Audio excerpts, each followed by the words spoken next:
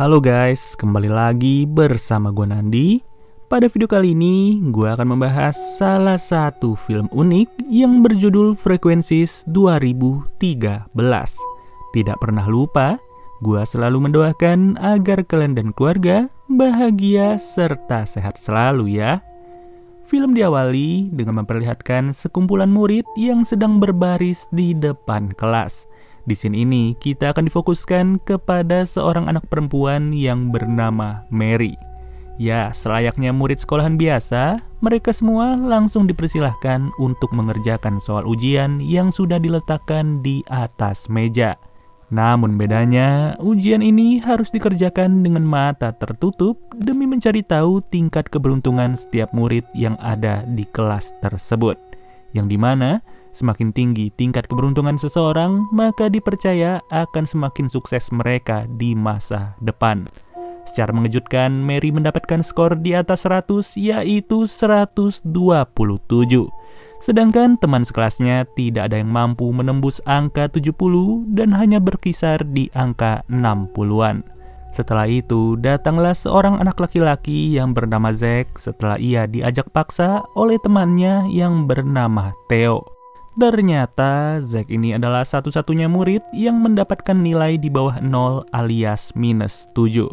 Dari informasi inilah mereka semua percaya bahwa pertemuan antara murid dengan nilai paling rendah dengan murid yang memiliki nilai paling tinggi akan menimbulkan gesekan negatif.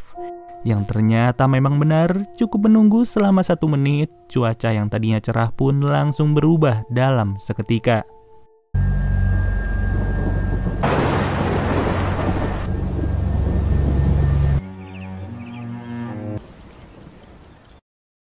Tidak lama, Mary yang sudah tiba di rumahnya pun langsung memberikan hasil ujian yang berhasil ia raih kepada ayahnya. Dari nilai itu, ayahnya mulai menyimpulkan bahwa Mary memiliki frekuensi yang sangat tinggi, dan frekuensi tersebut akan menarik seluruh keberuntungan datang kepadanya secara serempak. Maka dari itulah, konsep penilaian yang diterapkan oleh sekolahnya Mary sangatlah jauh berbeda dengan penilaian dari sekolah-sekolah pada umumnya. Yang dimana di masa ini seluruh sekolah menganggap kalau tinggi rendahnya tingkat frekuensi seseorang akan berpengaruh terhadap tingkat keberuntungan orang tersebut. Hanya saja orang yang memiliki tingkat frekuensi tinggi juga memiliki sebuah kelemahan, yaitu mereka tidak bisa merasakan apa itu yang namanya bahagia, sedih, cinta, dan juga perasaan lainnya. Jelas, fakta tersebut membuat kedua orang tuanya Mary cuma bisa ketar-ketir sambil termenung. Beberapa tahun setelahnya, Mary benar-benar tidak mampu untuk bersosialisasi serta cuma fokus kepada dirinya sendiri. Bahkan, ia juga dikenal sebagai murid yang bertindak selayaknya mesin tanpa adanya perasaan selayaknya seorang manusia. Gak ada angin, gak ada hujan, Mary malah tertarik untuk melakukan eksperimen terkait gesekan negatif yang pernah ia buktikan beberapa tahun lalu.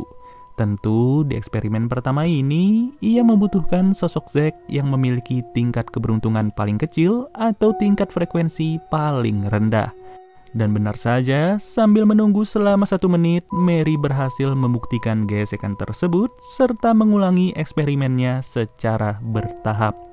Masuk ke eksperimen kedua, Mary kembali berhadap-hadapan dengan Zack.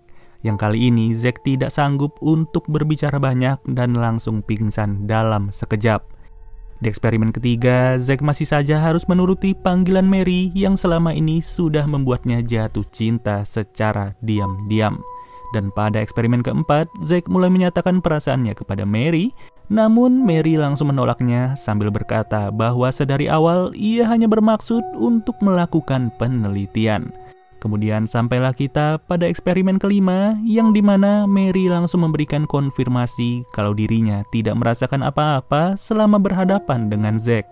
Mary juga menegaskan apabila Zack pernah melihat Mary sedang tersenyum, menangis, cemberut, ataupun tertawa, maka percayailah kalau ia sedang berpura-pura.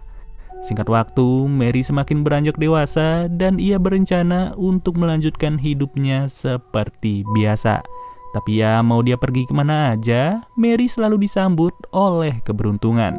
Pokoknya setiap dia mau ngapain, pasti momennya pas dan selalu ada jalan untuk mempermudah keinginannya.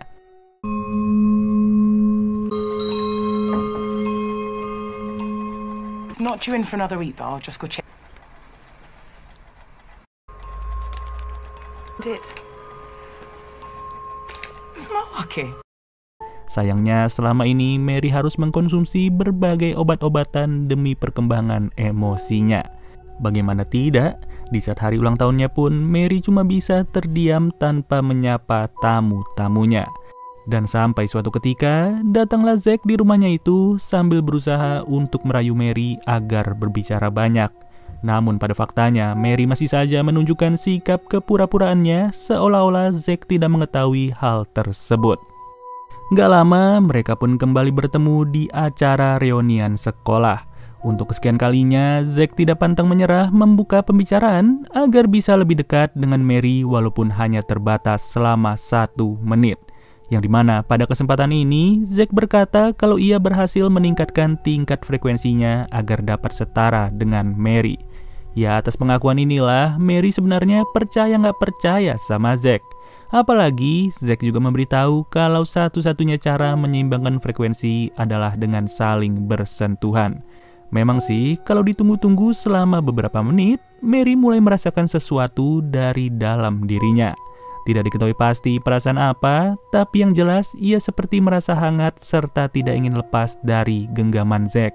Dan luar biasanya lagi, selain bersentuhan, Zack juga sengaja mengajak Mary untuk saling kecap-kecup pada malam itu tanpa ragu sama sekali.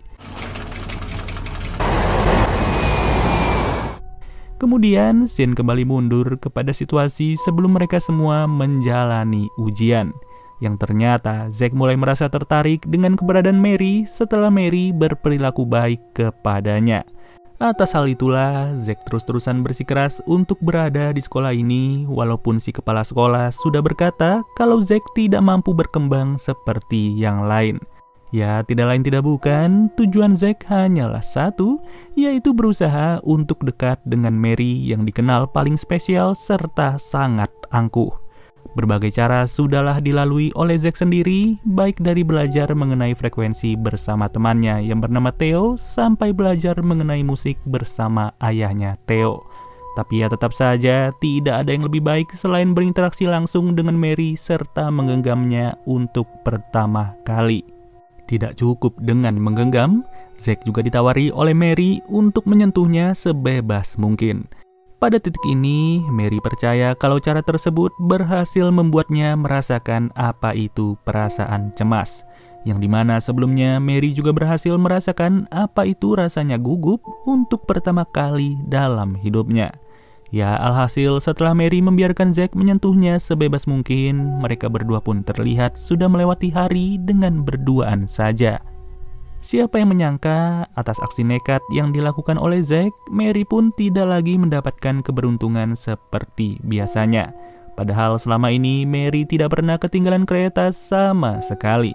Tapi setelah melewati malam itu, dirinya langsung ketinggalan kereta tanpa diketahui apa penyebabnya. Bahkan uang yang ditemui Mary kali ini tidak lagi memiliki nominal yang besar seperti sebelumnya.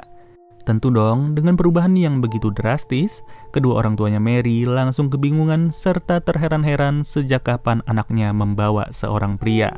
Serta sejak kapan anaknya bisa menyapa dengan begitu semangat seolah-olah ia memiliki perasaan.